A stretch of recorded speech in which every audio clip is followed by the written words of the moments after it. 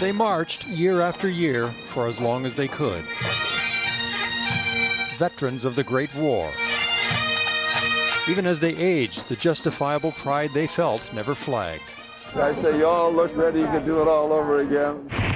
It was a harrowing war that introduced the world to poison gas, trench warfare, and no man's land. And yet a generation of courageous Canadians stepped forward when this country needed them. Lloyd Clement signed up at 16. And I said, I'll join, just like that. Many were underage teenagers. Claire Laking joined over his father's objections.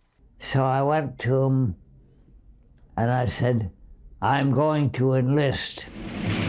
It's the war in which Canada came of age, when Canadians banded together and distinguished themselves at Passchendaele, Ypres, the Somme, and Vimy Ridge.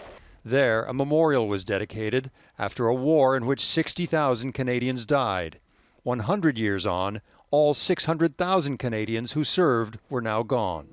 Among the last surviving men and women, many, like Fred Smith, would have us remember first and foremost those who didn't come home. One day, have your friends, and then the next day, you have to dispose of them. It's hard to imagine what they endured, and they would always question why so many friends died young and why they lived so long. Perce Lemon was 19 at Vimy Ridge. Oh, yes, it's still a miracle how I got out. I'll never know. There was a camaraderie that bound together an entire generation. The last 7 members of the Corps of Reconnaissance Cyclists gathered for the final time in 1987. Captain Dick Ellis.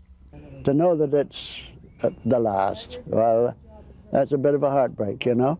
A bottle of champagne, decades old, was there, only to be opened when just 2 members remained. 5 years later, Ellis and Billy Richardson would share that bottle with a toast.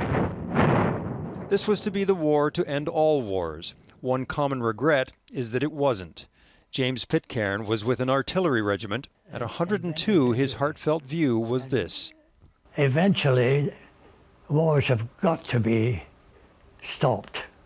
They've got to be stopped.